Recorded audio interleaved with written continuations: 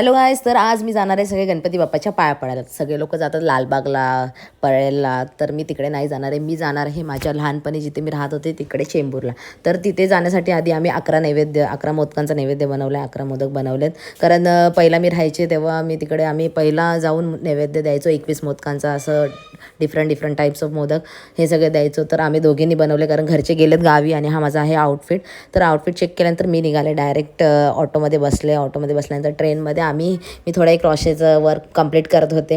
नंतर आम्ही उतरल्यानंतर थोडंसं मार्केटमध्ये सामान वगैरे घेतलं, पूजेसाठी जे सामान लागणार आहे ते घेतलं आणि निघालो. तर हे असं आहे की मी 2-3 वर्षांनी जाते, कारण 2-3 वर्ष मी गावीच होते. तर इथे माझ्या पूर्ण जुन्या आठवणी आहेत. 10वीपर्यंत मी इथे राहिले होते आणि आता इथे सगळं कन्स्ट्रक्शनसाठी गेले. तर काही ओळखून येत नाही, खूप म्हणजे असं खूप दिवसांनी मी जाते. काही ओळखून येत नाही, सगळं नवीन नवीन वाटतं आहे मला, कारण सगळं तोडलेलं आहे. आणि हा आहे गणपती बाप्पा तिकडचा. तिकडे मी 11 मोदकांचं हे दिलं आहे त्यांना आणि इथे पूजा वगैरे केली आहे. पूजा वगैरे झाल्यानंतर आहे ना, तिथे ना काय होतं माहिती आहे का, जे दरवर्षी आहेत ना सगळ्यांच्या इच्छा वगैरे असतात त्या मागतात.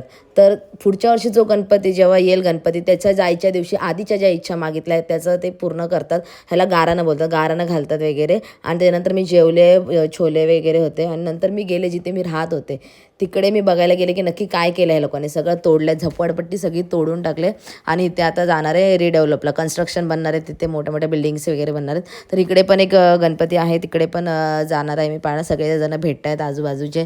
खूप मस्त बाप्पा आहे हा, खूप मोठा आहे आणि खूप मस्त. इकडचं म्हणजे लहानपणी खूप एन्जॉय केलेलं आहे. नंतर आम्ही बघायला जातो चेंबूरचा राजा. हा सर्वात मोठा गणपती आहे चेंबूरमधला, खूप मोठा आहे आणि असं मतलब खूप क्यूट आहे, रेड कलरमध्ये. आणि असं बघितलं ना की असे डोळे पूर्ण असे भरून येतात.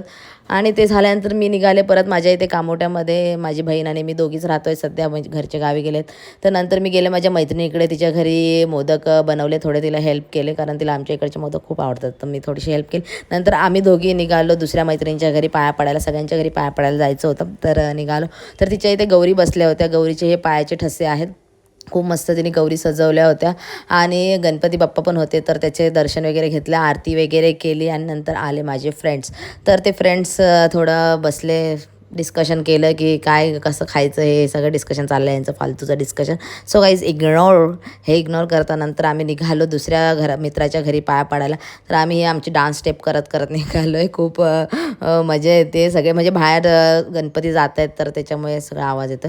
नंतर इथे गेलो, इथे पण गौरी गणपती सगळ्यांच्या घरी डेकोरेशन खूप मस्त केलं होतं. आणि लास्टला आम्ही ह्या मित्राच्या घरी गेलो, ह्याच्या घरी पण खूप मस्त बाप्पा होते, डेकोरेशन खूप मस्त, सगळीकडे विठ्ठलाचे डेकोरेशन करत होतं. तर तुम्हाला असे व्लॉग बघायला आवडतील का मला कमेंटमध्ये नक्की सांगा, मी अजूनही बनवेन. बाय गाईज, भेटूया नेक्स्ट व्लॉगमध्ये.